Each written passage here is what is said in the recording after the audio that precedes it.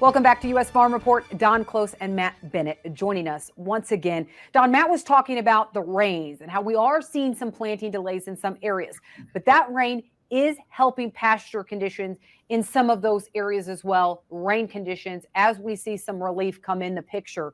Does that change your outlook on when we rebuild this cattle herd?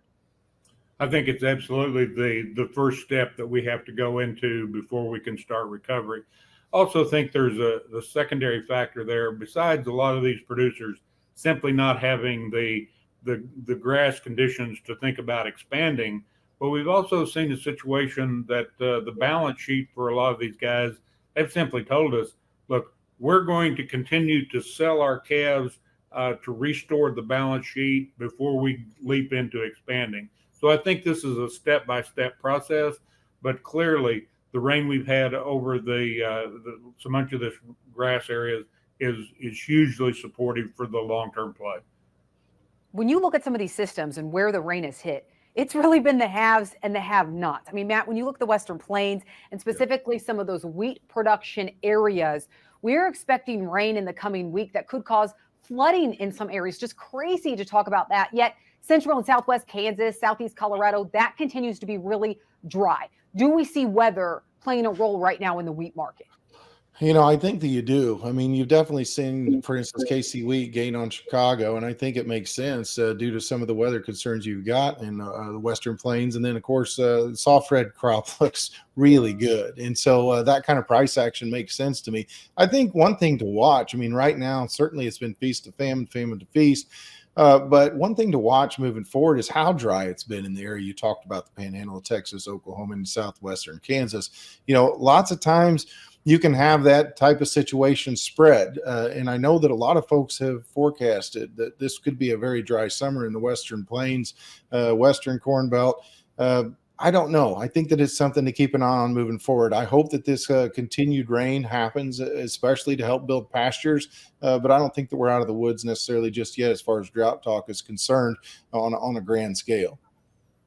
We've talked a lot about supply. Don, let's switch gears for demand. Fed officials signaling this week that a cut to interest rates is possible this year, despite, no further progress on inflation.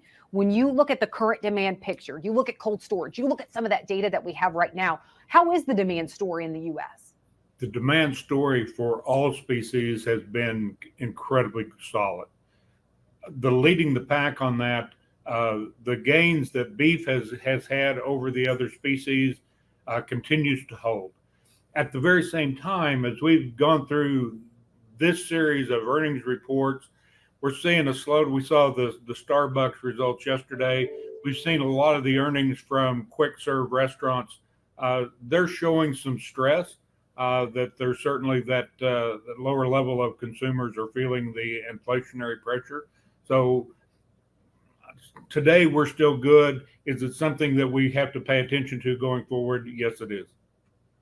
All right. And Matt, let's look at the demand picture for greens too. I know we're in planting season, so there's a lot of focus on supply, but any developments on the demand front that we need to be paying attention to? We're still running ahead on corn sales. It's a good sign as far as exports are concerned. A lot will be determined by what size this safrinha crop is out of Brazil, which seems to be in decent shape for the time being. As far as ethanol goes, we kind of slowed down a little bit on this spring shutdown that some people go through as far as maintenance is concerned. Numbers bounce back a little bit this week. Margins are pretty darn good. And so I've got to think that these ethanol numbers will be strong moving forward. I could see the USDA having to bump up demand again, as we move closer to harvest time.